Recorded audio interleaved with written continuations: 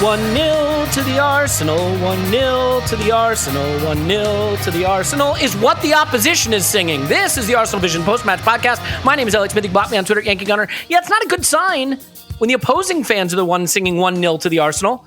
But that's what happens these days, because if you are playing Arsenal Football Club, you are begging for 1-0 to the Arsenal, because that is the surest sign there is that you are headed for a victory.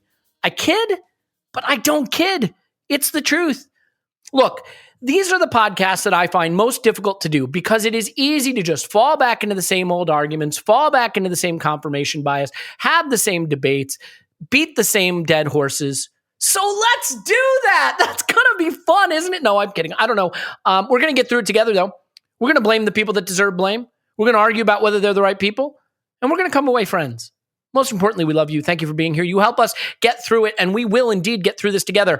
I will warn you, I have not listened to an Arscast, so I don't have anything of value to add, but I have 3 people here with me who can add value. And one thing I will point out, did a live stream yesterday. We are now, I think, 0-5 following live streams, so all future pre-match content should probably be canceled. Paul's on Twitter at Pause My Pants, Pause. Woohoo! Clive is on Twitter at Clive PFC. Hello, Clive. Hello, hello. Tim is on Twitter at Stillberto. Hello, Tim. Hello there. I just want to be clear. There are tens of thousands of Arsenal fans who expect you to have the answers. So, no pressure, because God knows we don't have them on the pitch right now. Ugh, it's brutal. I will tell you what, since Paul did not get a chance to be on the post-match pod, instant reaction one. The instant reaction was just sad people being sad. This is going to be sad people being happy, trying to be happy in the face of darkness. But Paul, there's only one place to start, and it feels like it's been a while. Well, since United. It feels like this season we haven't had to do the whole, let's start with the selection, yammer. But Arteta brought the classic back at Old Trafford, threw an El Neni at us, because he cares about the hashtag content. He's thinking about the podcasters, and we do love him for that. But he went one further. He decided to mix it up big time. Aubameyang sat down for Lacazette. Tavares sat down for Tierney. Lokanga / El Neni, and some people would like to / El Neni, sat down for Xhaka, who comes right back, because as long as he has working limbs, he has to play 90 minutes of every game. It's in his contract. So these are big changes, certainly going to impact the left side of build-up and maybe introduce a bit of rust. But there are some people that would say that, following big losses, big changes need to be made. Paul, is this ringing the changes to show you're responding to a bad result? Is this just the right time to bring these players in? You tell me how you felt in the moment about these changes, and maybe how you feel about them with the benefit of hindsight. I thought the lineup, the changes were all good, reasonable, understandable. Apart from one thing, he had put 3 players on the pitch that he's probably needed to take off at about 60 minutes. Tierney, Lacazette and Xhaka. And he ended up having to leave Xhaka on there because you get one little injury and whatever your best laid plan. Plus, it doesn't give you much tactical flexibility if you know the 3 subs you're going to have to make. Maybe he didn't think that he was going to have to pull Tierney or he was going to have to pull Xhaka. He did have to. He did know he was going to have to pull Lacazette. But in terms of the lineup, it made sense to me. He wanted to sit Aubameyang. I'm going to play the. They had a chat. He said to Aubameyang, "You need a little breather. You need to kind of step out for one, get refreshed, charge your batteries. Maybe we'll get you on for 20 minutes at the end, and hopefully you can get a goal. But I want you to kind of take a step back, let the other guys do the lifting." And we'll bring you back for the next game, kind of thing. Maybe there's something deeper going on than that. But look, we've played Lacazette up front many times. He drops in, he gets back into the box for the crosses. There weren't many crosses. So, I've seen a lot of analysis on Lacazette. Dropping into midfield, that must be why we had no shots. No, we had no shots because there was nothing to get on the end of. Martinelli was there to run in behind, so we could run in behind there. Saka's pretty good at running in behind or dropping in and helping build the play. We'd Odegaard there. I mean, it was all set up for us to have a pretty good game and to... we were back to our toothpaste problem, but it didn't look like that when I Oh, how saw I've missed the toothpaste. Yeah, we couldn't get the ball up the pitch into the final third, start creating chances. Tierney on the left wing. You know, I think there's a lot of circumstantial stuff. There's a knife by the body. There's a rope. There's a revolver. But in fact, he was beaten to death with a baseball bat. Now, I think there's a lot of things you could say, oh no, we've flashed back to last year. But I don't know what it is. Like, I haven't come to grips with what the issue here is. I think there's a few things going on. I'm looking to maintain my chill. But I thought Xhaka and Partey, for example, we brought Xhaka in. Xhaka's pass completion rate was bad. 78%, I think. Yeah. But look at the first 45 minutes, the first 50 minutes, he's at 90%. So that tells you something, right? He just tanked. I thought him and Partey actually looked pretty good when I saw them side by side. I thought they were kind of working pretty well together. Now, it was hit and miss. I'm not saying it was great. I'm just saying it looked right. And the structure looked right, and I felt good seeing the two guys there. Didn't look good when we were in transition, and especially in the second half, Xhaka scrambling backwards.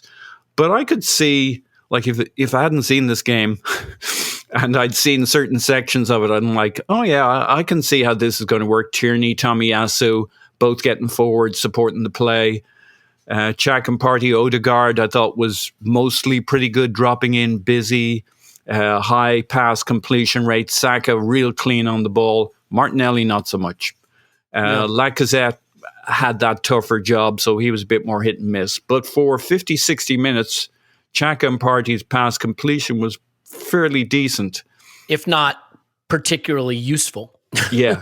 Well, I thought, like, Xhaka did Xhaka things. I think he was fine, except when he wasn't, when he really gassed, and when he was scrambling back against transition is never a great look for Xhaka.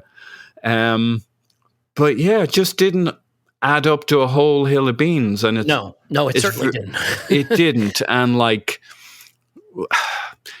the lack of quality in the first half, and like they got stuck into us, and they used, the one thing they had was they decided to be very physical, aggressive, dirty, get stuck into us. And we decided to try and play football, only we didn't play football. And we didn't have the quality, we didn't build.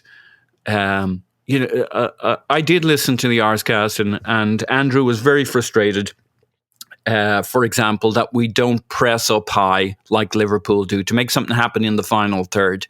And like Lacazette was getting a hammering from the manager early in the game for that, by the way. Yeah, but I don't think that's like there's different ways of playing football. I've kind of accepted that's not really what we do. It's more of a positional press. We kind of chase them down, make them take a bad long pass or something like that. It's more of a patient press, and that's just how we play. But it reminds you there are different ways of playing than the way we play. I guess I'm just accepting that this is how we play, and we need to do it better. And we're not very good at the moment. Two losses in a row. It stings. It hurts. I love you guys. I love you, Elliot. I love you, Tim. I love you, Clive. It is a very tough time, and it hurts. I don't really know what the bigger problem is, but we're struggling right now. Yeah, and that's all well said. Look, you should always read the By the Numbers column that Scott does. Yeah, but this one is a good read because there's things in it that are really eye-opening. You know what caught my eye? Clive, I don't know. You want to take a guess how many shots Alexander Lacazette has taken this season? I don't know, but I don't think it's more than 10. He has taken 5 shots this season. Now, he scored one very important goal, the equalizer against Palace. That's his only goal. He's taken 5 shots. So he's had a role that I think we praised a lot previously. But in this game, no shots, no key passes, no box entry passes, 4 progressive passes received, 1 touch in the box. And you look at the numbers from this game, and for the first 79 minutes, Arsenal seemingly made no effort to win it. And I'll just give you some of these numbers that are crazy. We finished with 10 shots. We had 4 in the first 80 minutes. We played 20 progressive passes in the first 80 minutes. We made 5 passes into the box in the first 80 minutes. 24% of our possessions included a pass into the box. So we just were a blunt instrument. And one of the things that I really want to ask you about, Clive, specifically related to the inclusion of Xhaka and Tierney, is that I thought we saw a pattern of play come back that hadn't really been a feature when it was Tavares and Lokonga. I thought we had a little better balance when it was Tavares and Lokonga, and I thought we tended to hit those middle zones a little better.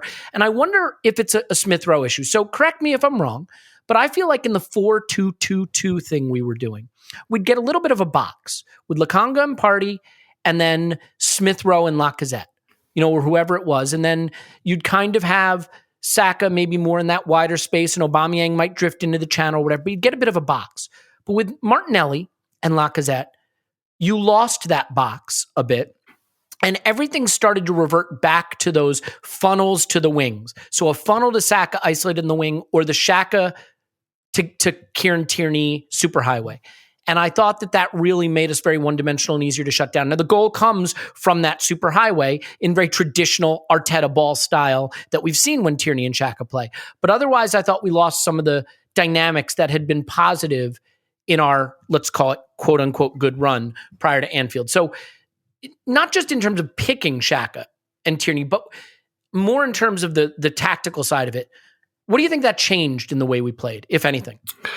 Yeah, the way we played is, I'm struggling, lads, incredibly annoying. We need to get you on the rum quick. Incredibly annoying. And because we know each other well, right? And I said to Tim before the podcast started, I go, we all knew there'd be bumps in the road. So why does this bump hurt so much? You know what I mean? And the reason why, I think because it's the way we played. We played like a team of yesteryear that we thought we'd left behind. And by that, I mean, we had so many people behind the ball. We had no one to pass to. And when we did pass forward, we're passing forward to a player that was massively outnumbered, massively tightly marked, getting kicked up his backside and kicked off the pitch. So we weren't brave enough. So one of my old phrases, we didn't stand in the tulips, right? We didn't stand in there. We were happy. That's why Xhaka's pass numbers were so good in the first half, because they're all in our half. We were happy to play the ball in areas that didn't hurt them. This is what we used to do. Remember, lads, when Paul was talking about getting toothpaste up the tube? This is 8 months old. We'd left this behind, and we brought it back. And so, what does that tell you? Under stress, we defaulted to something that we all don't like. We weren't saying this when Sambi was on there and Maitland-Niles was on there. I know people critiquing Partey, but when Partey was on there, we weren't saying this. We were getting direct passes. We were passing into areas. We were worried about what we did when the ball went into those areas. We weren't even there, right? So that annoyed me a lot.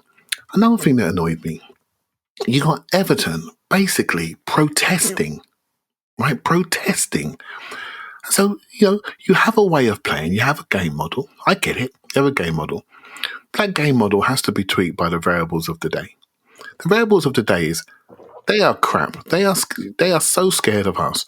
You look like two boxers tapping each other on the chin in the first half, just tapping each other gently. We don't really want to throw any punches because we're scared. Well, no, but we're scared. Well, why are we scared? Why are we scared? Why are we scared all of a sudden? What happened to Leicester away Arsenal? What happened to those first 50 minutes when we used to smash teams? Where has that gone? Where have we put that away? Why have we stuck that in the wardrobe? Why? Why now? Why have we done this to ourselves? What's changed? And so you have to tweak your game model. You have to say to yourself, they're a little bit edgy. Let's go for them. Let's not play exactly where they want us to play, which is in our own box. Do you know what I mean? Passing around our own box. They're thinking, I'll tell you what, we're not playing very well. We can't build up patterns. What we can do at home, we can show our home fans who want to walk out in 27 minutes that we can run about a bit. We can kick people. And if we do it there, we're going to get a reward. It takes 2 passes, we get a shot. What else we need to do is actually put them under stress and play in their half. But no, we're not. We're playing academy football. We're doing our patterns from the goalkeeper. I'm sorry, this was not the time to do that. This was the time to stress them, and we played our own half and stressed ourselves. And I think Well, I don't think that's good management, Elliot. Before I say something I might regret. You've been very careful, Clive, to always try to find what the manager's trying to do on the pitch and analyze what's going on the pitch instead of defaulting to lazy, finger pointing. So I think it's totally fair for you when you see it as a managerial failing to say that, because you're certainly not someone who defaults to that. It's a game management failing. You manage the game that's in front of you. Don't just play your game. Play the game that's in front of you. Manchester United, we didn't play them. We played the badge. Play them. They're shit. Why don't we play them? They were there for the taking. We didn't play them. We internalized our own fears, and that just exacerbated in this game. But this is worse, because I can just about deal with an average Manchester United with a £1 billion of talent on the pitch beating us on their home ground.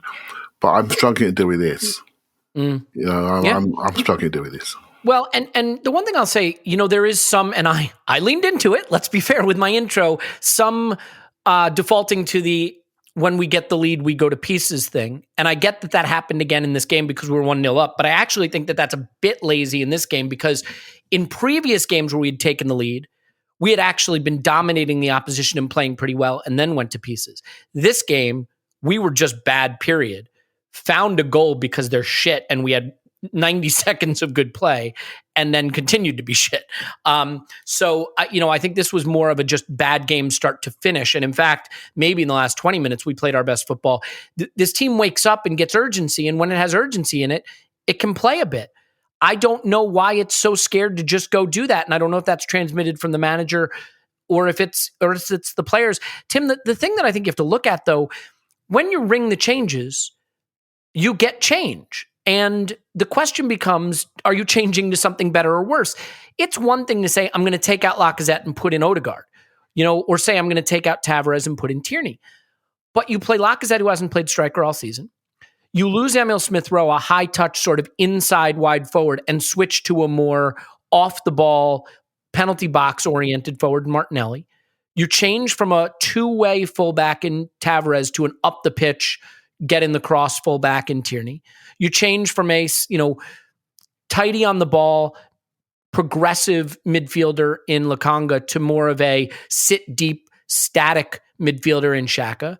And you look at the number of changes you've made and you say, in a best case scenario, it's going to take time to work it out. It doesn't surprise me that we had one shot on target in the first half. We had 2 total shots. And one of them, as you pointed out in the instant reaction, Tim, was Thomas Partey's hilarious, orbital shot. So, I guess what I would say is that was funny, did you, Tim?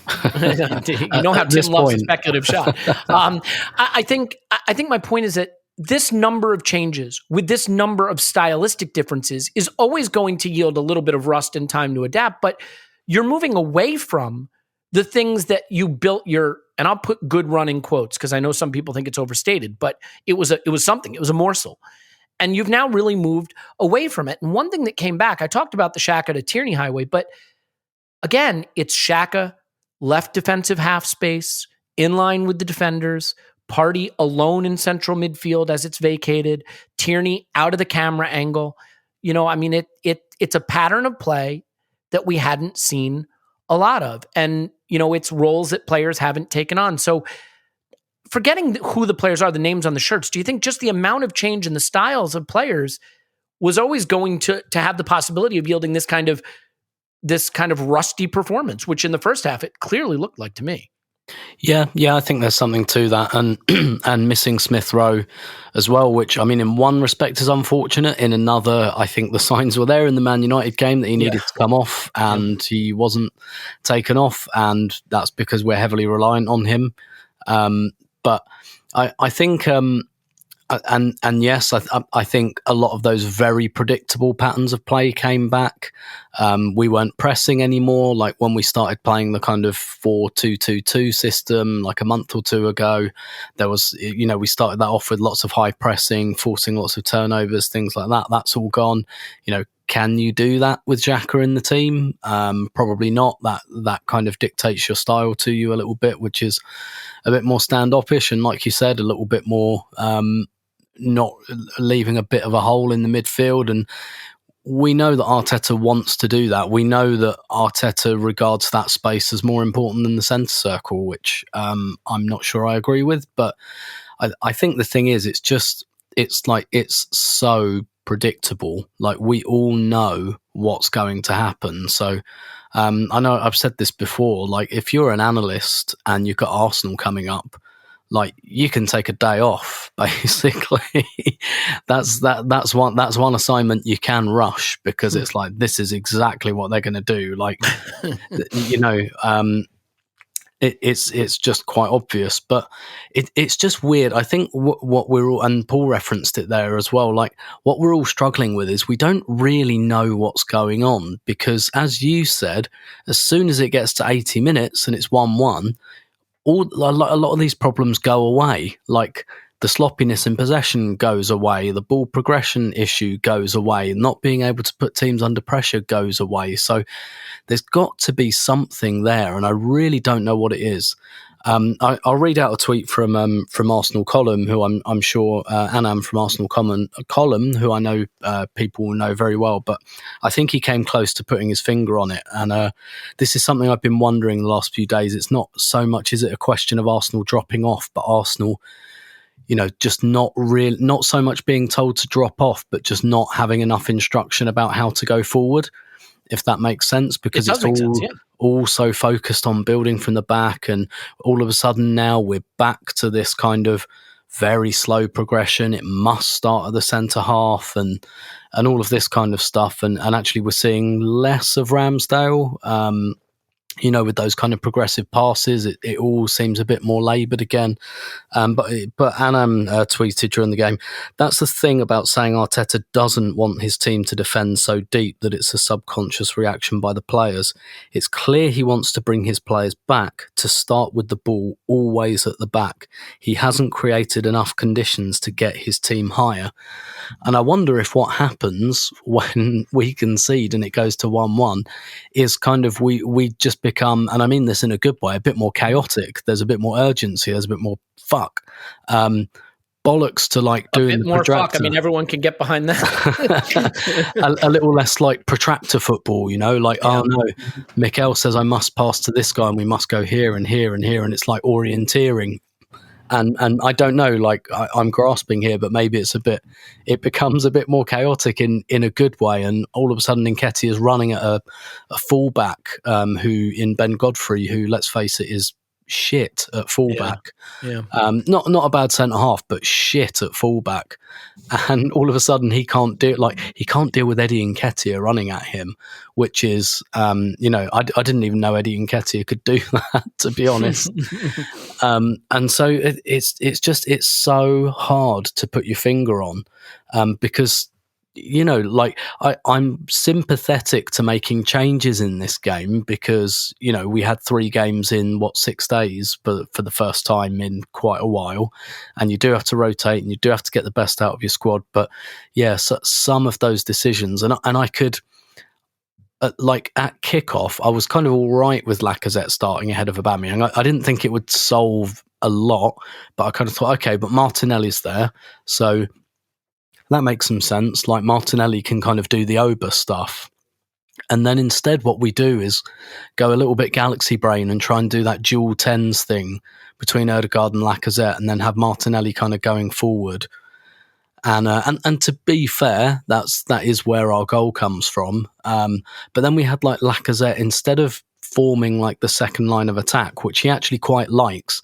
This is one of my issues with him as a number 9. We were talking in the podcast the other day about creating that 2 lines of attack, and you have like one kind of pulling defenders out the way, a lot like Martinelli did on the first goal, pushing those centre halves away from Ødegaard. Lacazette likes to be in that second line. That's what he likes. He likes being on the penalty spot. And it would have made a lot of sense for him to be making the run that Ødegaard makes, but he's actually over on the left wing, and we kept like rotating him out wide when Martinelli came in, and I really don't think that's Lacazette's game. As bad as he was, I do have some sympathy, because I think he was actually asked to do something I don't think I've ever seen him do before in terms of doing that wide rotation thing.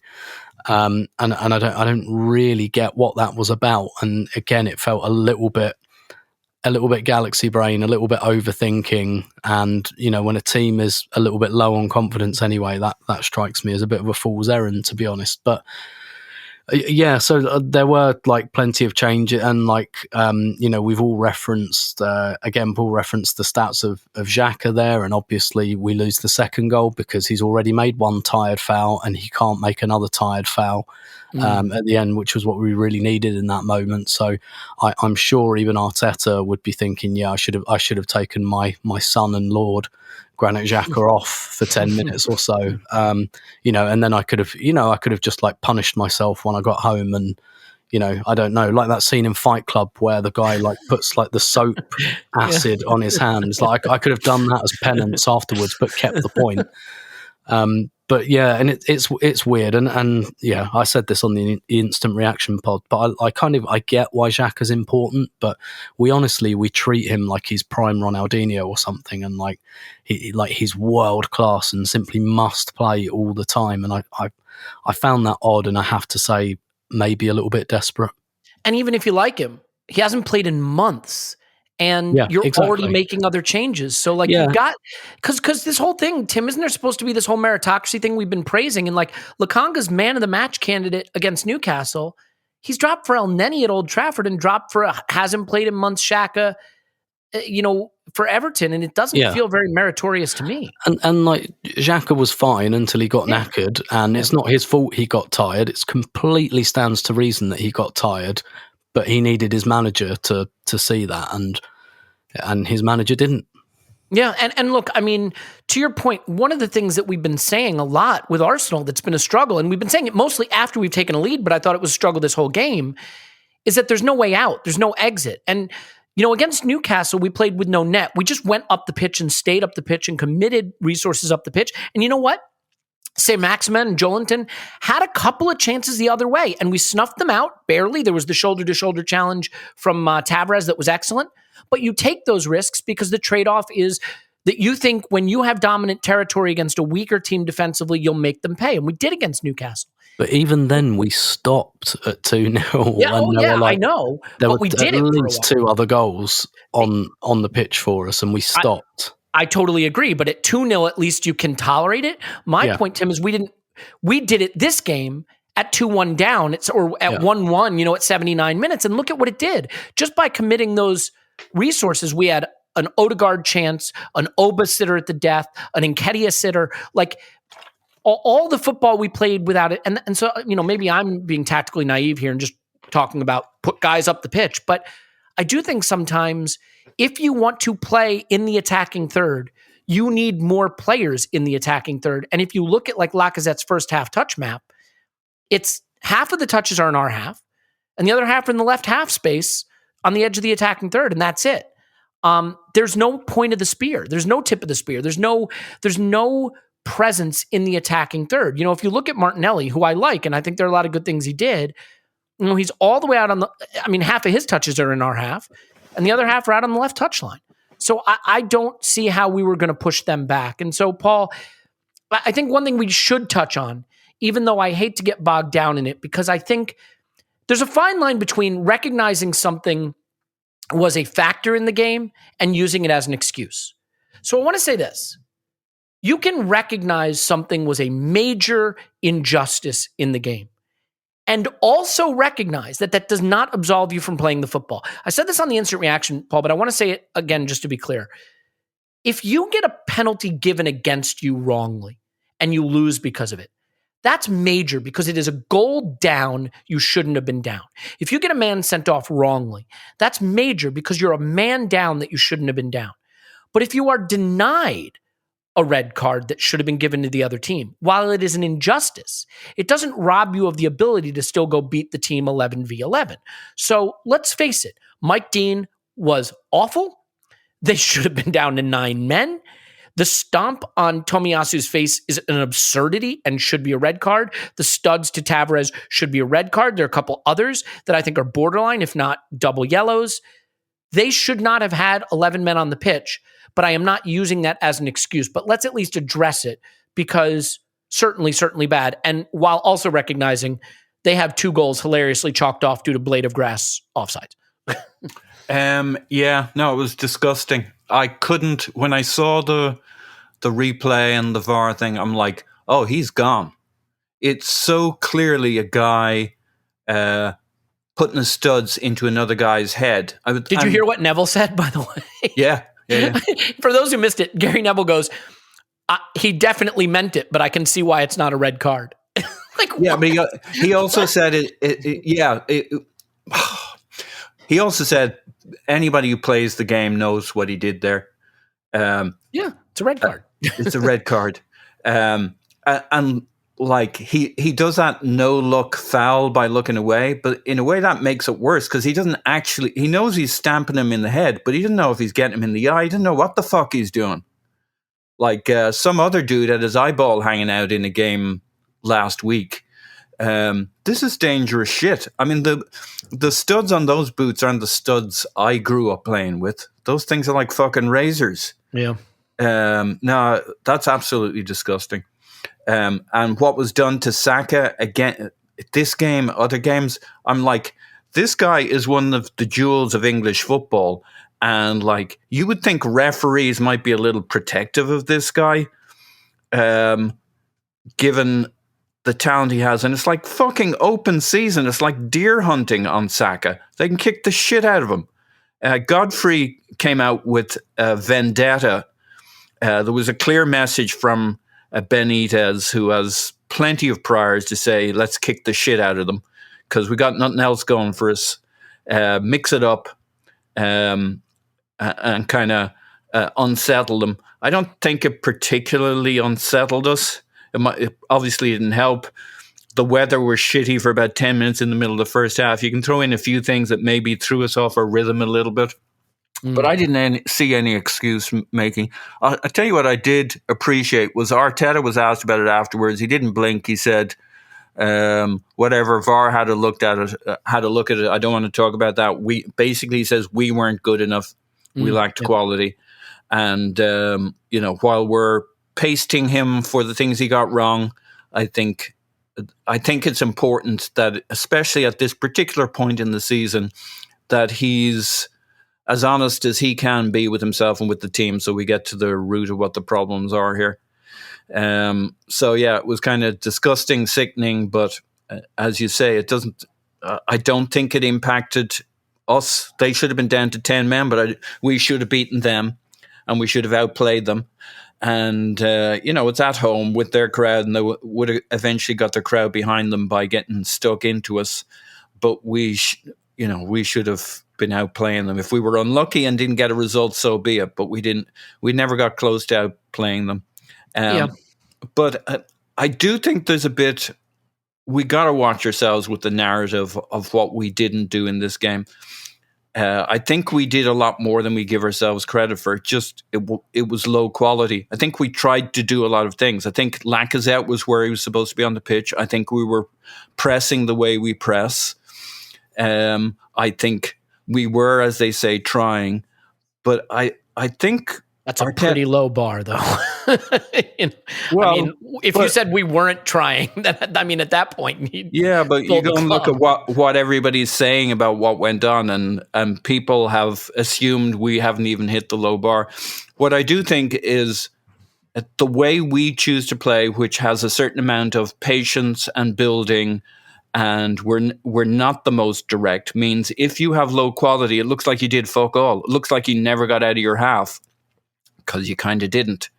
And like, we're more susceptible to kind of quality dropping off. And like, if you're only stringing 3 or 4 passes together instead of 6, 7, or 8, you look terrible when you're this kind of team, because you're in your third, maybe a little deeper in your middle third than other teams might be. And it looks like you never got out of first or second gear, kind of, because you didn't. Our goal is a beautiful goal. There's no two ways about it. Their first goal that was an offside, the free kick, was a free kick. We had a free kick like that in the second half where we hit Gabriel and he did very little with it. Like, you can start going through the variances in a game, and This is a game of time. Look, if you're trying to get me to say they didn't deserve to win it, I agree. No one deserved to win this terrible football game. Like, I don't think they were better than us. I think what I'm trying to say, we capitulated to a very, very bad Everton, though. We did, yeah. I think what I'm trying to say is when your quality is low, and it shouldn't be, you look like we looked. And I think we're going to all sorts of places, not necessarily on this podcast, but in other places, as to what the issue is when the issue is anything that impacts why our quality in our passing and our building. And, then when your quality is low, people stop moving into space. People stop making the runs. The connections aren't there. Yep. The synchronicities. I don't know why the quality is low at the moment, but we're not stringing enough passes together. And people are doing stupid shit with the ball when they're so much better than this on the ball, or should be. Yeah, it's one of the interesting things. And Clive, this is the point about styles of play.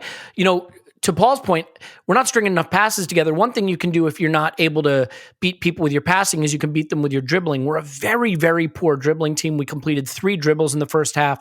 We just don't dribble past teams. You watch teams that have a dribbler that can get around people. I mean, Adama Traore is a frustrating player, but he's a very unique weapon, right? I'm not saying you need that, but we don't have other ways to unlock teams. Because we don't press particularly effectively, we don't start a lot of possessions high up the pitch. Because we don't dribble, we don't get around pressure unless we pass our way through it. And so sometimes we make a goal like the first goal where we ping a couple passes together, put in a nice cross, and get a second man run. But again, and this is a criticism that's been levied against Arteta a lot, and I think it feels very true, we need a very high level of quality and precision to create a chance. And if we don't have just the right precision and quality, we don't create the chance because we won't dribble our way to it. We won't press our way to it. We have to pass our way to it. And I think our players, to Paul's point, Clive, you just put a player kind of near our players, and they have shown a willingness to just go backwards. That desire to make a hard pass, make a hard choice isn't there. I'm going to read a Pep quote that I got from Jamie in direct message on Twitter. This is Pep Guardiola, that guy. I loathe all that passing for the sake of it, all that tiki-taka. It's so much rubbish and has no purpose. You have to pass the ball with clear intention, with the aim of making it into the opposition's goal. It's not about passing for the sake of it. And sometimes, Clive, I think our players are happy to pass for the sake of it without a clear intention to progress the ball closer to goal. So, how do we get more dangerous if our only way of playing is stringing 30 passes together up the pitch? Because right now, that doesn't look like it's going to work. Wow, that's a lot there. I think it's for us to accept as well that we need to give people the ones who can progressive pass. We need to give them a break. At least they're trying to do it. I think we're quite critical of certain people that try to slice through. And when they don't do it correctly, we say they give the ball away. So let's not pretend that we're all perfect and our heart rate's always on a beat, because they're not, right? So no, that's fair. If you're asking people to play the more dangerous passes, you have to be willing for them to not complete them all the time. Yeah. What's happened, Elliot, is that we've gone opaque again now. We're questioning things again. We weren't having this discussion a little while ago because we could see things, we could see clarity. We were concerned about the bursts of good play not being big enough and what happened if we didn't score, and we'd have to come back. We haven't really solved that problem, came back from behind. But when we were playing well, even though it only lasted 25 minutes, it was something that we were quite pleased with. And then, so now we've gone back to something which we don't like. None of us like it. And I think now we're starting to ask questions of individuals again. And we are throwing darts at the dartboard as to what the problem is. Is it the system? Is it the players? Is it this? Well, I'm of an opinion that I've seen bits of the promised land. I've seen bits of football which I really like. And I'm thinking, okay, now I've seen it. How can it be sustained? How can we improve the quality? If it didn't last long, why didn't it last long? Were we too close? Did we not have runners? Did we pass backwards too many times? Did we drop away? Why did we drop away? Those are the sort of questions I like to have. When I see this, when I see an approach issue where you're not recognizing what's in front of you, I have less patience. I do think the carrying thing is an issue, but Ben White carried us to defeat last night. by carrying into an area, losing the ball, and then couldn't get back in, and they shot, right? So there are aspects to our game and to the way we play and where our players are positioned, which I think could be improved. I think we've seen the back door of our team being rebuilt. We've got central midfield, which has suddenly had two old characters brought back in, and I feel we had the similar problems we had historically. With El Neni having 73 carries in the last game, which you don't want, and Xhaka dropping away, and everyone has to come to him, which means they drop away, which means we've got nobody in the final third that we need. The only person that gets there is Kieran Tierney, because Xhaka likes to have space. He likes to see everything. So you have your distances right, so everything pulls onto him. So we play his game. The last game played El Neni's game. Guess what? The last two games, we've not been happy, have we? We've not been happy. We can't. I don't want to play their game anymore. I want to play a game which involves vertical passing, people that can carry with commitment and commit people, and people who are not scared to chip the ball over the top. And because they're not scared to chip the ball over the top and they can do it, people are making those runs in behind. It's not been long enough, but I think we've taken a step back into yesterday's Arsenal, and I don't like that Arsenal. We spent ages trying to get away from it, trying to clear the dressing room, to create new leaders. You did it after the first international break. You put your boys in, get them back in. Get them back in and get playing the football you were playing. Another thing that's happened is we haven't played a lot, and suddenly we've had a compressed fixture list, and that means multiple decisions, and there may be things around fatigue that we're not aware of. If you are going to see an issue with younger players, is playing all of the time, there will be a level of fatigue, there will be a level of plateauing. And I'm wondering, and I don't want to give him, I'm wondering if he's trying to protect some of those players that are plateauing, fatiguing, because they're playing a lot, for maybe some of them for the first time in their careers. But, I'm also looking at the Kieran Tierney thing and wondering, okay, is that being managed correctly? I'm not so sure. I'm looking at the Pepe thing. Is that being managed correctly? I'm not so sure. There's things here that are popping up into my mind that I think we could get more out of the group if they were managed slightly differently, But now I'm asking myself a question. Who is in the group?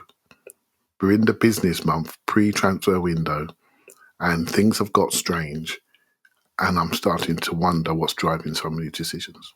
Yeah, and I think what's hard, Clive, is there are certain games where you come away saying, that's on the players. This guy made a huge error and it cost us the game, or these players missed big chances.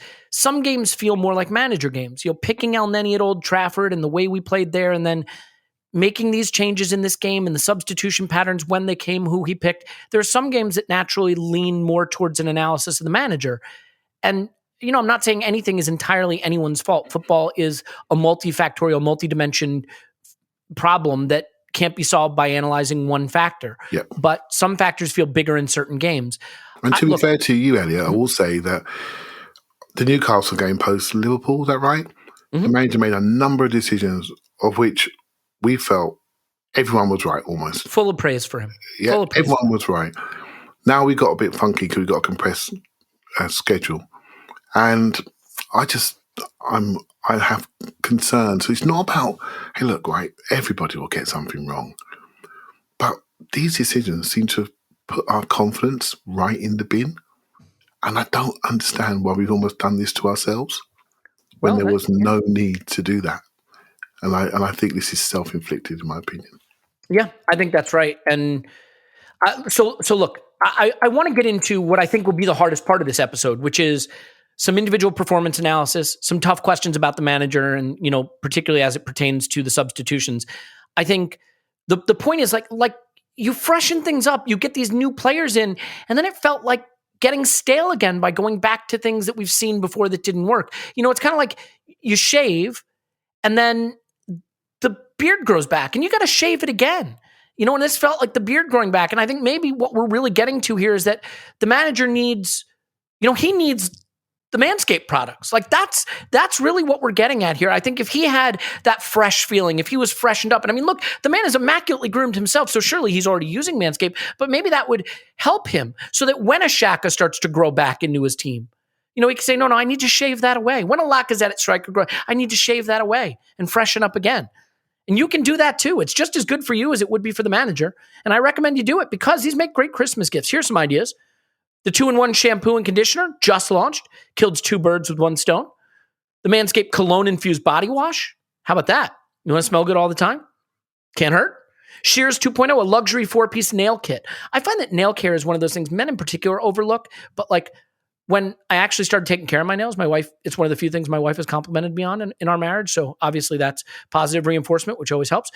Crop mops. Ball wipes for your stanky balls is what's written here. I'm going to rewrite that and say handy wipes for your private areas that sometimes you don't have the time for a full cleaning, and just to freshen up can help. I don't know. You do you. No judgments. And of course, Manscaped Signature Cologne. There are some ideas. The formulations are all vegan, cruelty-free, dye-free, sulfate-free, and paraben-free, so you know the products are legit. But of course, the hero product, the Lawnmower 4.0, it is a wet, dry shaver, purpose-built to get your body shaved without nicks, without ingrown hairs. You get those beautiful ceramic blades on your body, and you are going to be all good. It is a contact charger, so you can just set it in its charging cradle. It goes in the shower. It goes where you want it to go. The battery life is insane. You're going to love it. Go to manscaped.com. Use promo code ArsenalVision. You will get 20% off and free shipping worldwide. It's the ballsiest gift ever, they say here. I wonder if that's meant to be a pun. I suggest it is. Whether this is for your partner, dad, brother, friend, get them something they will actually use, and it's almost sure to get a laugh. Well, I hope they're not laughing when you display your privates. That would be weird. Okay, Clive, is that enough of that? Yeah, I'm just realizing how many grooming things I'm not doing. So these adverts are making me feel very inadequate all of a sudden, Elliot. I think we know what to get you for Christmas. I mean, it was already on the plan, but I assumed you had the full line. But if not, guess what, Clive? We got you sorted. Okay, Tim. I think before we really get into what will hopefully not be an argumentative section of the pod, but just the trickiest section, which is just, some tough questions that I think need to be asked about maybe the manager and a few players, there is the substitution bit to get to. And substitutions are a tricky one, right, Tim? Because there's process and there's outcome. For example, Eddie Nketiah did some really good stuff. He's got a sitter. He misses it. That's not great, but he's in position. He beats a man and plays a pass into Odegaard that if he has a right foot, he probably scores. We won't be too hard on Odegaard. He scored our 1 goal and was arguably our best player on the day. Overall, Nketiah did make a difference, but we are back in a situation with Mikel Arteta where, messages are being sent and discipline is being handed out. And in this case, and we went through the Ozil thing and the Guendouzi thing and the this guy thing and the that guy thing. And right now it's the Pepe thing and he doesn't get to play. Aubameyang doesn't come on. Nketiah does. And in this case, it's not some young kid who's a bright part of our future coming on. It's a guy who, turned down a contract and is leaving. And we are starting to give minutes to guys like El Neni and guys like Lacazette and guys like Nketiah, who, while they are in the team, and so they're fair play to use them, are not part of the future. And we are neglecting guys who we have signed up. And so process-wise, I don't get it. Outcome-wise, you could say Nketiah was actually one of the brighter subs. But I'm curious about, first of all, how slow we were to make them. 70 for 1 minute for one sub, and then 79 for the next 2, and just who we chose, and this thing we're back to with sending messages to players and players being frozen out. Yeah, of course, and the one that was made on 70 minutes was enforced due to injury as well. Yep. Yeah, I completely agree with your assessment of Nketiah that he was one of the bright spots when he came on, but I mean, it's obviously pointed to both Pepe and Aubameyang, by the way, because it's one thing to sit Aubameyang down because he's not playing brilliantly at the moment, but then to not bring him on in that scenario, or rather to bring Nketiah on ahead of him and only give Aubameyang the last 6 minutes, that feels pointed as well. Not as pointed as Pepe, but pointed nonetheless. And yeah, I mean, obviously, when you lose a couple of games, everything, all of the stuff that you can only speculate on just automatically becomes wrong. But in this situation, it does feel a little bit like he's doing things to score points against his players rather than to score points for his team. And it feels like maybe there hasn't been a day under Arteta where someone hasn't been frozen out for reasons that are a little bit mysterious. And it's quite a combative style of management. And I do understand that, the culture at Arsenal was probably a little bit on the rancid side, and that he wanted to lay down the law. And as a young coach, he wanted to do that. And culture is important to him and things like that. Mm-hmm. But leadership is about convincing people, ultimately. However you do it, it's about convincing people. And different people are convinced in different ways. You can convince people with the stick. You can convince people through punishment. Some people can be and are motivated that way. Not everyone is. And it does feel a little bit like that's just the stock answer. The kind of, well, you just won't play. But what is interesting with Pepe is that he's in the match day squad, like he's on the bench when really for the last 4 games, I mean, he shouldn't have been, because he obviously wasn't to be considered like at all. So it does feel like quite punitive almost to just say, I'm going to take you. You're going to get on the bus to Everton. I'm going to make you sit in the cold in your bench jacket and your hat. But you're not playing. I'd be interested to know if he even warmed up last night. It didn't look like it, because when Nketiah came on, Pepe was sat there, a little bit moon-faced in what I think has already become a bit of a meme. But yeah, and not bringing on Aubameyang until 6 minutes before the end when we're chasing a goal, it all feels a bit pointed again, and it does come to a stage where you kind of think, is there a common denominator here? and I'll be careful about saying that, because I'm not enormously eager to see Pepe per se. I've said many times before I want Pepe's minutes to go to Martinelli, and that's happening now, and I'm happy about that. I do wonder what the reason for that is, though, whether it's because he really likes and believes in Martinelli, or whether it's just because he's having a tiff with Pepe, and that doesn't quite feel as healthy. That doesn't feel like, I believe in you, Martinelli. That feels more like, oh, Pepe, I'm going off with my new friend now. Don't get jealous, will you? It's all like it's all very, very strange. I mean, and to some degree, look, we spoke about this. He is going to have to use certain players. So, like, Lord knows where Callum Chambers is, but I'm sure he'll get an appearance at some point. Like, we are going to have to rotate, and it did feel like he'd drawn a real line between his starting 11 and who his guys are and who they aren't. And obviously now we're in a period where it's a bit more congested, and we do have to use other people, which is fine. But when it's the people we're not using, that's the question. And again, it just, and I wonder, and I don't know because I'm speculating, but I wonder what that does to the mood in the camp, when there's always someone who's on the naughty step. Like, at what point do players start thinking, when's that going to be me?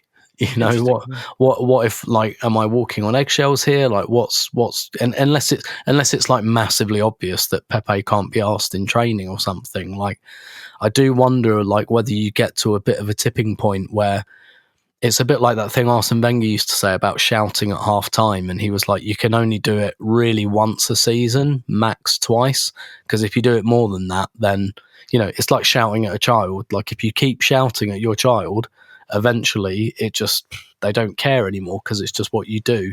This is all speculation on my part. I don't really know. It's all we can do, right? What else? It feels weird. It feels weird, doesn't it? It just feels like, and like Maitland-Niles wasn't in the squad again yesterday, and it just feels a bit. He was man of the match in the last time he started.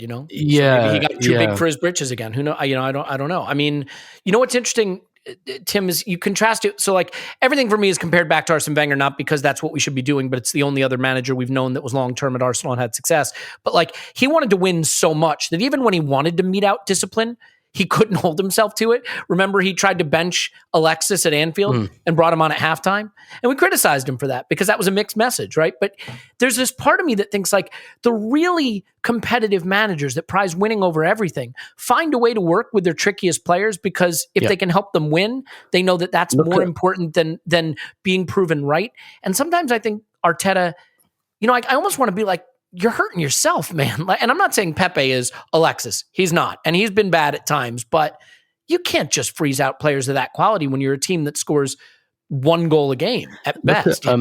Look at what Conte did with Diego Costa at Chelsea. Like he basically he kept a lid on it, and then the day they won the league, he sent him a text message telling him to fuck off and like that he'd never play again. Like but he kept a lid on it until like that title was won, and then like the day after, he did it by text message as well. He was like, "You will never play for me again," and that's it's like I can get behind that kind of pettiness. Yeah. It's like I'll wait till we won the league, and then I'll tell you to fuck off. Yeah. And I mean, you will take that because ultimately, unlike companies, like a corporation has, long range goals to hit. Sporting operations have shorter range goals to hit because let's face it, a player's only there 3 or 4 seasons, maybe 5 or 6. A manager's only there, 2 or 3, maybe 4 or 5. So, can I ask though, Elliot? Please fire away. Who has he frozen out apart from, obviously he has an issue with Pepe at the moment, maybe because Pepe sucks and his head isn't in the right place, but who else has he frozen out? Well, I mean, we don't want to relitigate the ones that are dead, right? From a year and a bit. Well, the Guendouzi's, the Ozils. I mean, you could say that there's maybe a Saliba issue there. He didn't want to use him, so we had to go into the market to spend instead. I mean, these are all old. I do not want to. They're way old. No, I know. I don't want to. It's not like nobody gets Ozil and Guendouzi. I mean, so why don't we just address the issue of the moment? What's your take on, just clear-headedly, what's your take on what he's doing right now with some choices and selections, substitutions, and choosing not to, not to bring on Aubameyang over. But I don't think it's or Pepe. Right. All right. So just Pepe. How about that? Yeah, Pepe. Maybe he kind of sucks at the moment, and his head isn't in the right spot. He wasn't very good before he stopped playing. It's not the Diego Costa story where he was helping them win shit. Pepe wasn't doing a lot for us, and he doesn't like the fact, he's probably looking at it saying, fuck it, I'm never getting in. He's singing along to the Bukayo Saka, Emile Smith-Rowe song too, saying, damn it, that is a catchy song. I'm never getting on the pitch. But he's looking at it thinking, I've gone down the pecking order, and he doesn't like it, and he's getting a bit moody, and Afghan's coming along.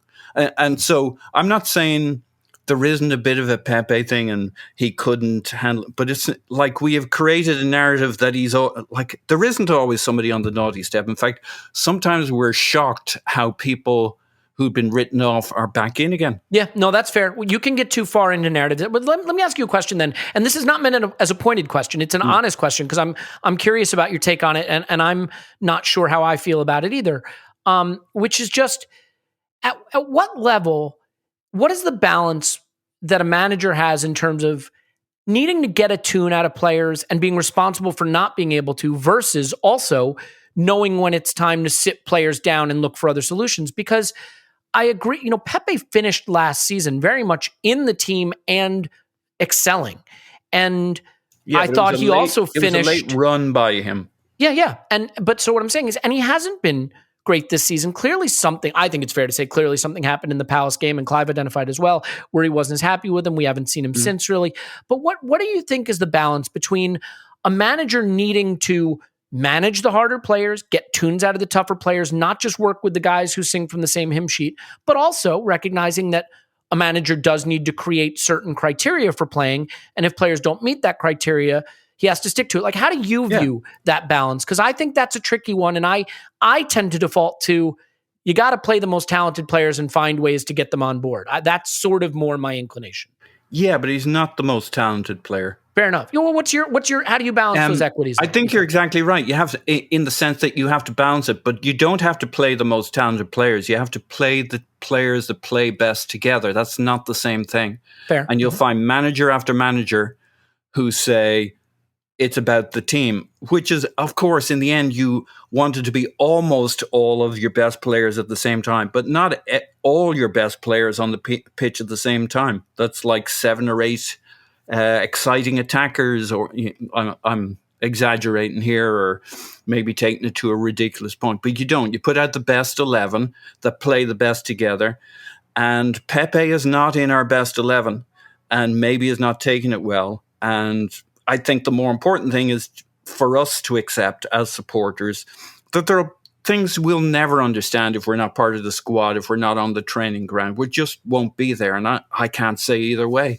whether Pepe has been a bit of a dickhead or Arteta's getting it wrong or he could take a better approach, man management skills to coach him along. But it's not surprising that there'll be somebody in your team at some point who's not happy, especially when he looks at the team sheet and he doesn't even need to look at it. If Smith Rowe and Saka are fit and healthy, especially with the Odegaard now beginning to perform and come into things, with Lacazette taking on this additional role in the team, so that he's looking at thinking, Jesus Christ, I'm number 5 to get on the list. If there's a kind of he's not even getting the tactical switches or the whatever, because there's 5 guys for 2-3 spots.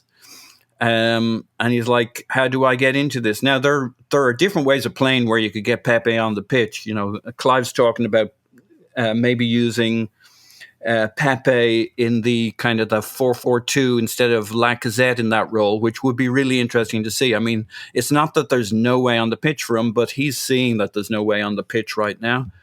And Arteta isn't managing to coax him along. But I guess there's, like, if you're a manager, you're always going to have someone who has an issue when you've got talented players in your squad. And on the plus side, there's a lot of games coming up. So let's see how many times have we gone back and learned something and said, oh, okay, that was the problem.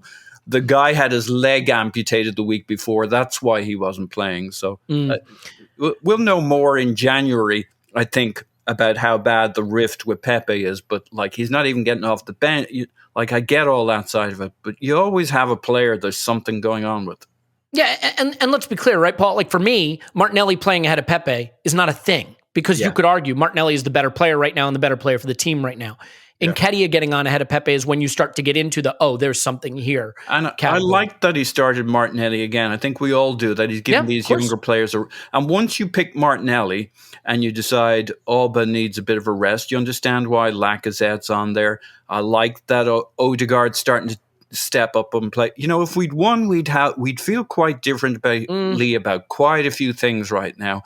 Unfortunately, we lost and we're playing crap. So yeah, the only thing I'd say is, and this is unusual, usually when we scuff our way to a lead in a game, people are like, well, we're leading, it's all that matters. I was really surprised on social media how negative the reaction was at halftime of this game for a game we were leading. I think people recognize that performance was pretty turgid. Clive, yeah, though the goal was at the end and we were shit till that point, and it was kind of like... No, I agree with you. Yeah. Okay. All right, Clive, let's do a few performances and then we can finish on some pointed questions for the manager, which I think are, at this point, at least a little bit fair. Performance-wise, I think this is a difficult game to analyze because it felt like a systemic failure in large portions. There are big moments. There's Aubameyang. I mean, does anything summarize our season and the season Aubameyang is having more than a chance to steal a draw at the death and Aubameyang tamely hitting a sitter wide? I mean, maybe sitter is overstating that, but a goal he can and should score wide. I mean, it's a great microcosm. But, like, in terms of performances that led to the systemic failure, it's hard for me not to look at the spine of the team and the inability to create anything going right up the middle of the pitch. And so you have 2 very experienced players in Xhaka and Thomas Partey. You have Alexander Lacazette, a very experienced player, who I think we praised him this season for being able to help link the play and build things. I didn't see us being able to move things through the middle of the park at all. I also thought Ben White had one of his worst games distribution-wise and deciding when to carry, when to pass. So for me, the middle, just that spine of the team really let us down. And so everything funneled out wide, as it sometimes does, which is a pattern we saw a lot previously, but hadn't seen quite as much this season. I'm curious where you saw, performance-wise, the individual failures that led to the systemic failure. If you saw it as an individual thing, Yeah, I try not to. I'll tell you what I saw. Get stuck into the individuals? Yeah, you know the words I was going to use. I tell you what I did see. I saw Demarai Gray consistently running off that left-hand side into our midfield and out sprinting Xhaka into that middle. I saw that consistently. I just saw some of the old problems. I saw us losing races. I saw us losing duels in centre midfield. Thomas Partey was part of that as well. we were a little bit slow in there. We weren't connected. We weren't engaged. We were afraid to tackle, it felt like to me. They weren't afraid to tackle us. That's for sure. Mike Dean did his normal thing like he did against Palace, which was like, you can have a good old go at them because you're little old Everton and they're Arsenal. They should be able to deal with it. You can even kick them in the face if you want. Don't worry about it. We'll sort it out. Step on their face specifically. Yeah. And, so I saw a bit of that. I definitely saw a bit of the old Xhaka in the back line, 3 at the back job again. I saw that. Yep. Again, that means it's great for him and he can play and he looks good. But then we're not squeezed up, we're not tight, we're not pushing. If we got 2 quick centre backs now, that means we can push up, we can push into them. We didn't do that. I thought Tierney was a little bit subdued, but even subdued, he's still one of our better players. I saw Saka on the extremities of our team, and he's it won't be long before we Pepe him. Do you know what I mean? Yeah. And in lane 5 and wondering why he's any more involved. Can he play inside? Because that role is the hardest role in the team for me. Let's just hope we don't Jack Wilshere him or something, or Hector Bellerin him, right? 3,000 minutes and then a knee injury, and maybe we need to get to a bit more of a cradle system where like we were playing just a little while ago with our 2 centre backs there on their own, 2 centre midfielders on the slant, really engaged, and 2 fullbacks pushed up slightly, but not all the way high too early. Give them a chance to join in and create pressure and overloads on both sides. We were doing that just a little while ago, and we've gone away from it. It didn't always work, but it looked like something we could get behind. We were playing well and scoring goals. It wasn't so long ago, on Friday night against Aston Villa, I walked out of that ground thinking, this is one of the best nights I've had in years. I walked out there and said, this could be in my top 5, top 10. A league game against Aston Villa on a Friday night. It was brilliant. Absolutely exhilarated. That was only a little while ago. So we have to relax a little bit here. The Saturday morning against Leicester, I've gone, oh my God, I can't believe what's going on. We're bopping them. We're literally the team of the moment. Bopping them. Where's that gone? So when we're analysing this... Because it's gone, or have we made choices that made it go away? We don't know. And I think I can't get over this. Why have we thrown ourselves into a hole which is making us, all of us, including myself, start to speculate in our analysis? We're talking about things that we have no idea if it's true or not. We just don't. We can just say what we see based on the fact we've lost something gone from the group. And what were we talking about? Literally, I'm talking 2-3 weeks ago. What was the buzzword? Unity. Connectivity between us and the team and the crowd. Remember? Come on, lads. Do you remember all this? These are the words that will be in there. And here we are a couple of weeks later, and that's just all chucked in the bin. We're talking about we've never seen the club so connected from top to bottom. They're trying to work them. The club is trying to connect to the fan base. And I'm thinking, this is starting to get going here. This is good. And then we got Liverpool. Okay, we get done. That's fine. And even that, the reaction, as I think Tim said before during the pod, Tim said the reaction was very adult and mature. People say, that's where we are. I can take it. I don't like to take this next year, but I'll take it this year. But then, bang. And it just shows you. Gary Neville said something last night. He said, Arteta's teetering. I know what he meant by that was he's either a hero or it's literally zero. And that is not healthy for any club. That could be something which is more football now. I think it's a bit of that, yeah. Yeah, Everton short last news night. Cycle, short memories. Yeah, Everton last night. They've not won a game in 8, and suddenly they got the bunting out last night. Do you know what I mean? For one game, and everything's fixed. Do you know what I mean?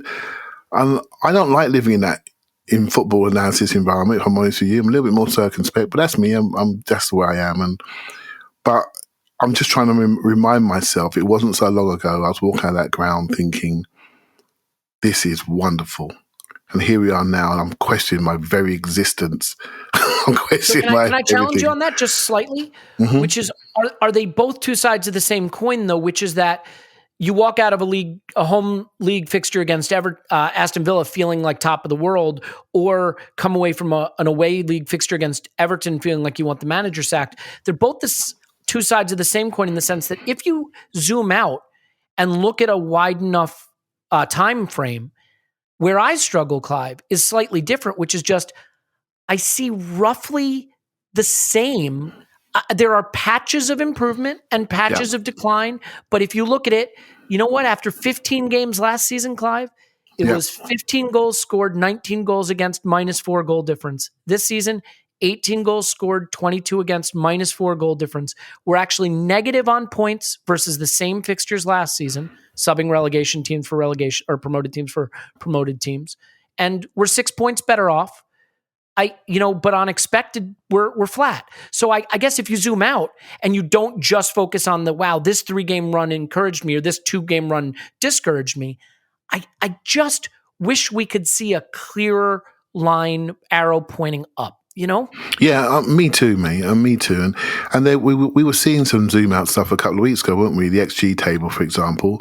Then we did the game state XG table, which is a lot healthier. We also zoomed out in the calendar year table, which we're not too bad in until maybe recently. That may have changed. So there's lots of different slices of data which can give you the picture that you want. But when it comes down to it, if you look at it year on year, we're not much better. But what I can say, just to give another view to mitigate that, Elliot, is we have a new team. This team is basically 12 games old since international break. I'm just guessing at a number. But what concerned me is I think we actually made a step back to some of the old things that we've seen, and I can't get out of my head at the moment. And I will be rewatching this game really closely because can I step out of that one? Yeah, maybe I just you and Paul have a blast. Maybe I just do it on my own, right? At least the second half. I can't. My eyes will fall on my head first. I need to rewatch this game properly and really properly because I think I've got it, but I need to really assess it properly, and I'm going to do that. By the way, Tim made the point in the chat that Everton's Twitter today has a tunnel cam out, Richarlison memes, the whole thing. And I was thinking, who is the biggest Arsenal fan right now? Opposition social media managers for struggling clubs. Because if you're the United Twitter account manager or the Everton Twitter account manager, whatever, you must be dreading your life. And then Arsenal rock up and suddenly you can post all the stuff you've had scheduled sitting in drafts. So yeah, good times for social media. We're like a walking defibrillator, right? We bring people back to life. we literally bowl up and we just say, there you go, you're back now, and have a great season. Do you know what I mean? It's doing my head in.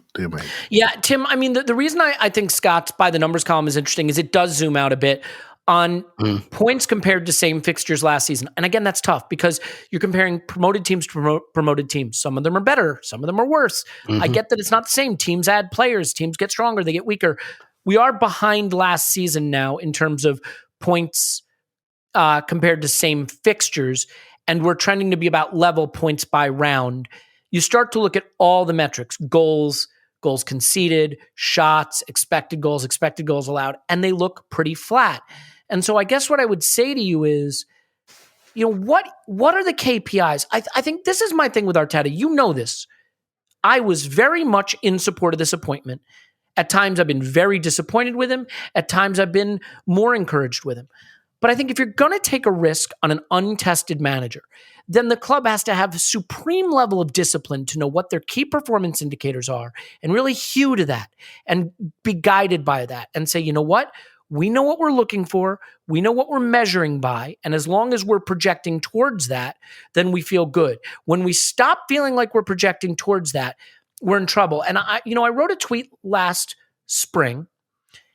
And my Twitter account sucks, and you should block me there. But, I said the problem for Arteta right now is that all the positives are notional and all the negatives are concrete. And what I sort of meant is that there's a lot of, we think he could be great, and he might be the next Pep, and he's trying positional football, and here's what I think he's trying to do. But the negatives were very concrete. And I still feel like we're kind of chasing the promise of what we think he could be. But with every game that goes by, we have more evidence of what he actually is. And what he actually is, by the way, is not a dope. I think he's competent. I think that's clear. I think he struggles a bit in man management. I think some of his substitutions in game management are challenging. And clearly, getting consistent attacking football is a challenge for him. And those things now, with the amount of time he's been in the job, feel a little more concrete. I mean, it's crazy to say this. I think he has the 10th longest tenure of any manager in the Premier League, which just shows you how short-lived these jobs are. I mean, he's 10th, and he's just, a handful of days behind Potter in 9th and Rodgers in 8th. So it's, these are short-term jobs by and large. Yeah. So in terms of the longer range, the zoomed out view, are you starting to develop any kind of clearer sense of what we have?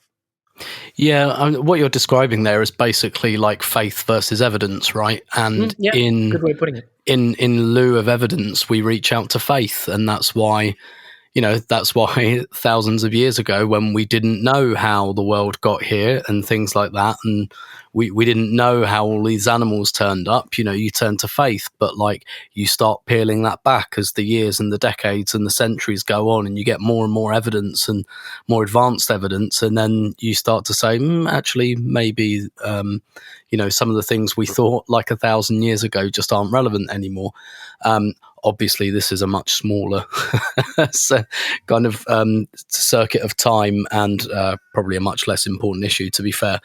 But what we're gathering at the moment is evidence, right? Because we didn't have any of that, and all of the evidence is actually quite bad, isn't it? Like, maybe I'm just focusing on the bad, but like I'd be interested to hear someone kind of say like what they can see in the data or something like that like really gives us cause to believe that things are on the up or things are going to change, because it doesn't really feel like it, and like none of the numbers are coming up, and like we all want to believe, but it's very, very difficult to do so, because what we're hanging on to, as you say, is like, well, he might be great eventually. And you know what? He might be, like, in 5 years, in 10 years, in 3 years, in 2 years. But how long do you keep waiting for that thing? Because he's never had a job before. So like, we don't have these kind of patterns. Like, if like Conte doesn't work after 2 years, you go, well, something's gone wrong here, because what's his big strength? He comes in and like transforms teams instantly, and then burns out and fucks off. And, we haven't got that sense with Arteta, because he has no history as a manager.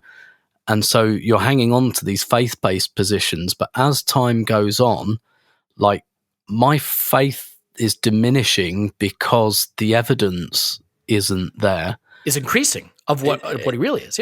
Exactly, and like the evidence points to us finishing somewhere between 10th and 7th, really, which is what we've done for the last 2 years. And it feels like if we get a bit lucky, we could finish 6th or 5th. Like if things go like under Emery, I think that's what happened in Emery's first season. I think overall it felt worse because we had a real chance of finishing 4th and blew it. But overall, we were probably quite lucky to finish 5th. Like, I think we overperformed a lot of our metrics over 38 games. And it was a bit like, that was 5th, but really nobody could have complained if it was 7th or 8th.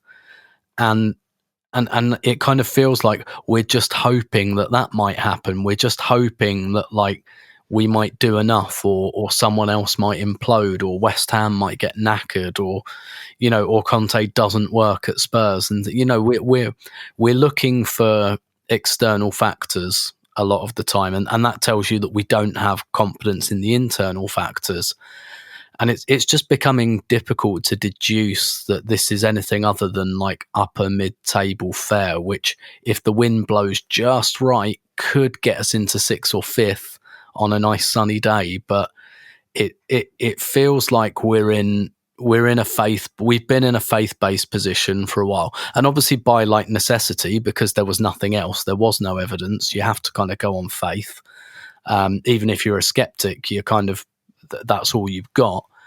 But like now we're accumulating data and evidence. It's not pointing. It's like I don't think we're going to get worse per se.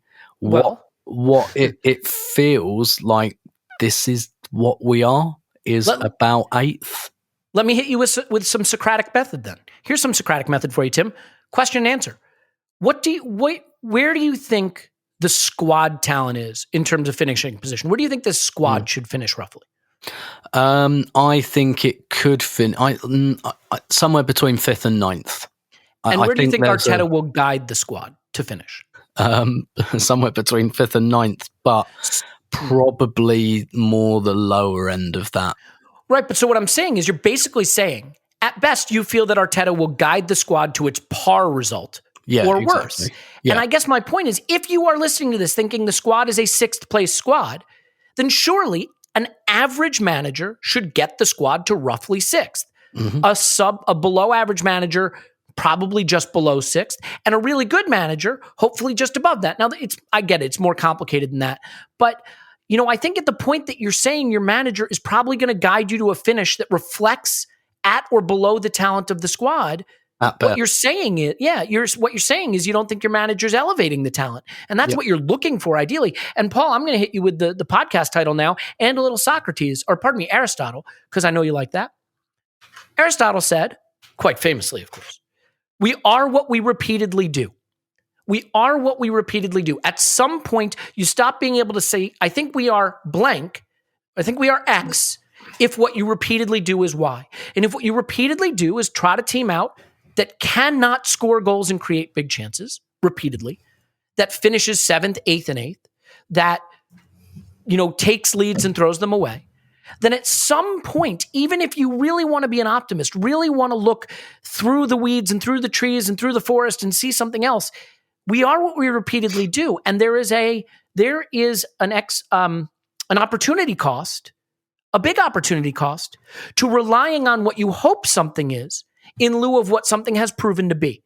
And so I guess I would ask you, Paul, in terms of that assessment that we are what we repeatedly do, at what point are we doing it enough that it becomes conclusive versus being able to continue to rely on, other factors and other evidence that you think points another direction? I don't know. And this is the problem for all of us, right? It's humble of you. Yeah. And fair. Mm-hmm. It's not now, though. Not for me. And it'd be nuts for the team and where Arsenal's at the moment. I mean, the logical conclusion is quite a bit longer in this season before we do anything, start organizing the referendums. I mean, people will do what they do. Oh, there'll always be people who do it day one. So forget what people do. Yeah. Look, I'm not telling people what to do. Here's what I think makes sense. When you're running a football team and you're running a club, you don't keep running referendums internally. I mean, you have your thoughts, you have your opinions, they formulate over time. I think we look at it at the end of the season, the big we, and see where we're at. I think doing anything before that is nuts anyway. And I hope that's not what we're really discussing right now. In terms of progress, one of the challenges with Arteta is that he is, I would say, taking a sophisticated approach to coaching, to our style of play. It's very much taking the most modern methods and approaches. It's positional play. It's the most progressive style of playing, depending on your tastes and philosophies in how you play, requires high level of skills and capability. Pep himself says that he needs the best players in the world to play the way he wants to play. When asked why he's always spending lots of money on players, because he needs really good players to do what he's doing. So Arteta's taken on the task of playing in a style that's very progressive, that involves building, that involves controlling the game, quality, quite a number of passes, quite a lot of patience. Just a little further back from the microphone, please. Oh, sorry.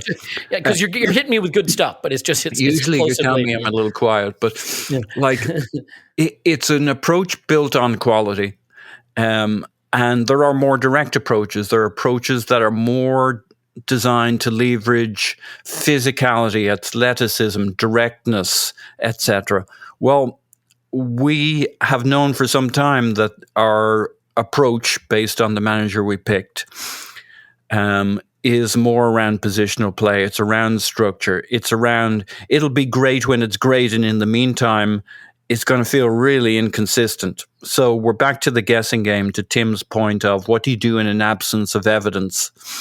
There's some evidence. If you take the last 12 months and you look at our performances and results overall, we're probably around 6th in the table, 5th, 6th, 7th, something in that range. It goes up and down a little bit. But you can be guaranteed with a very young team that's all new, that is having a lot of changes, trying to play a sophisticated style based around positional play that requires quality and stringing together movements and passes. Until it's good, it's going to look very inconsistent. It's probably going to feel a lot like this. The question is, will we ever be good enough for it to have been worth it? Because you don't want to just get there in the end when you could have got there more directly. So what you're really hoping for is that we get to not just par, but we get beyond par, that a manager can get all of the synergies, all the synchronicity, all the advantages of sophisticated play to do better against opponents than we would otherwise have a right to do. And we won't know that till we get, he may, as Martin Luther King says, he may not be with us when we get there. Well, he probably needs to be, because he'll be the only one who knows how the formula works. So the question is, will we all be with each other when we get to the promised land, the land of milk and honey, and how long will it take it? I sure hope so. I think there's a lot of good stuff in there, Paul. The only thing I'd push back on, and it's not even real pushback, it's just that you have eloquently described what I hope is going on, but what I think is still theoretically going on more than concretely going on. And that's the only fear, right? I can accept and even explain what I think the best case scenario is of where we're going. But I think I would feel better.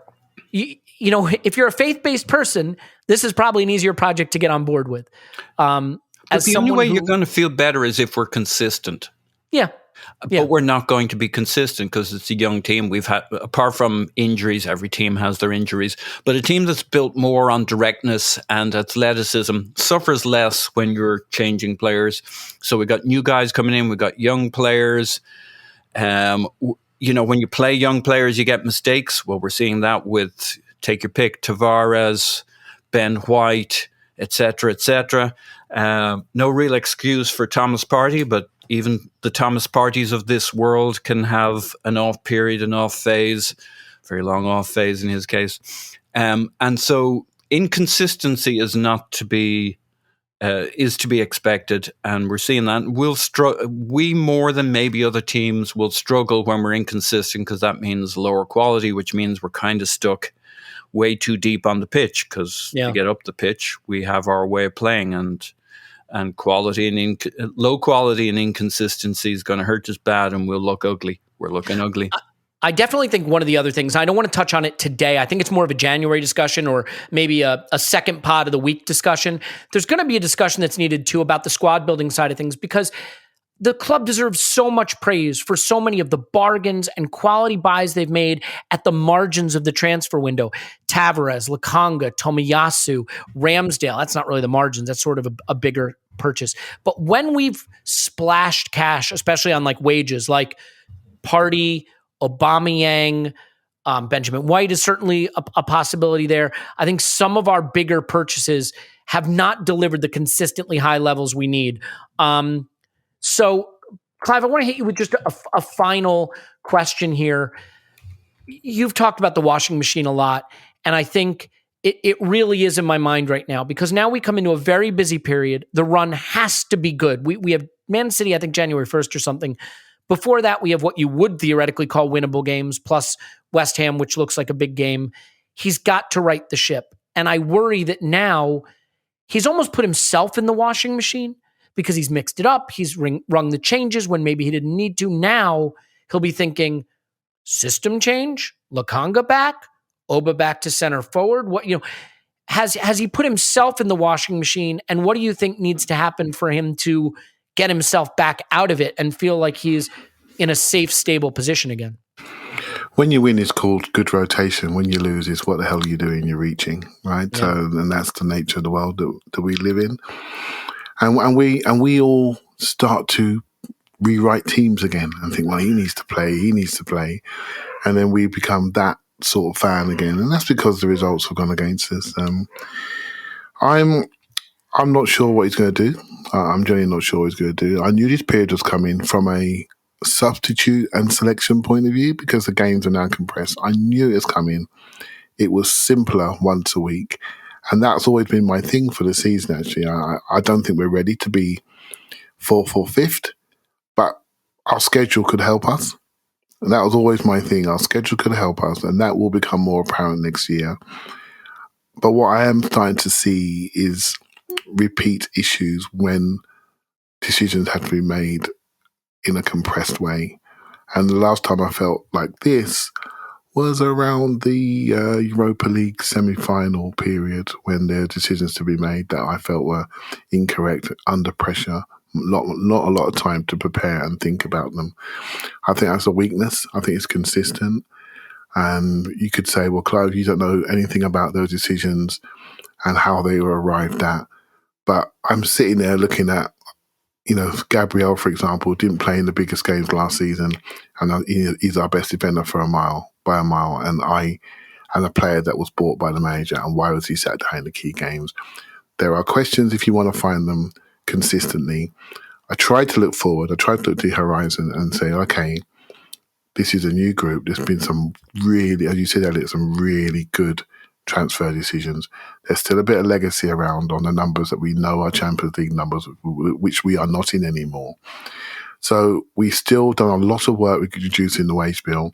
There's more to come with Kalashnik going and Lacazette going, for example, and who knows what's going to happen to Aubameyang and Pepe. So we're still got work to do, but it doesn't excuse our approach walking into Goodison Park last night. It does not excuse it. It doesn't. You've got to be who you are, and we're better than that. And we need to start believing it. So what will he do?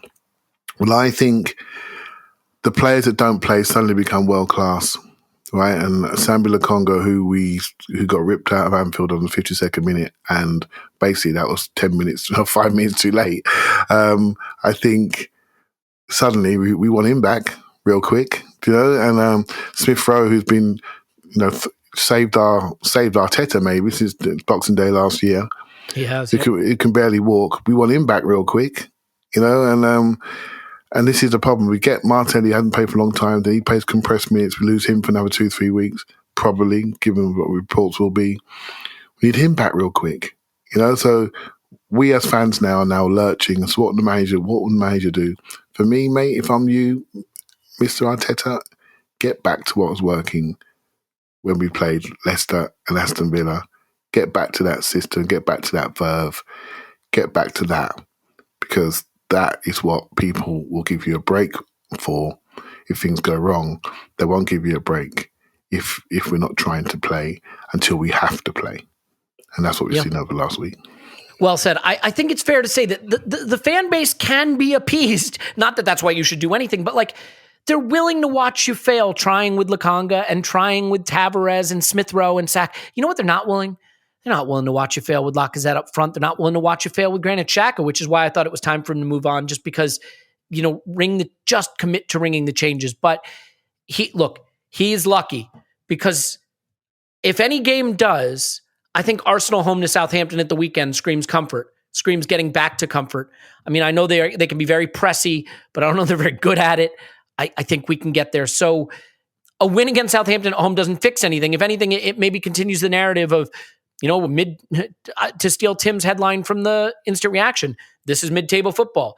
You lose away at a bad Everton, you win at home to a bad Southampton, but it's got to start somewhere. Let's start it there and let's see where we go. We'll have another podcast on Thursday where we can break down more of the issues, because that'll be fun. We'll do a Patreon pod tomorrow. And as I said, next week I have the worst Patreon content ever planned. I'm going to go forward with it because I'm a stubborn son of a you-know-what. Anyway, Tim's on Twitter. Roberto, thanks, Tim. My pleasure as always. Paul's on Twitter. Pause my pants. Thanks, Pause. Woohoo! Clive's on Twitter. Clive PFC. Thanks, Clive. Thank you very much. I love what Paul said, because, we may not all make it to the land of milk and honey together, but let's hope we do, because we all deserve it. If anyone deserves it, it's all of us. We love you. And we will definitely talk to you. By the way, my name's Elliot Smith. Blog me on Twitter, Yankee Gunner. We love you, and we will talk to you after Arsenal 10, Southampton 0.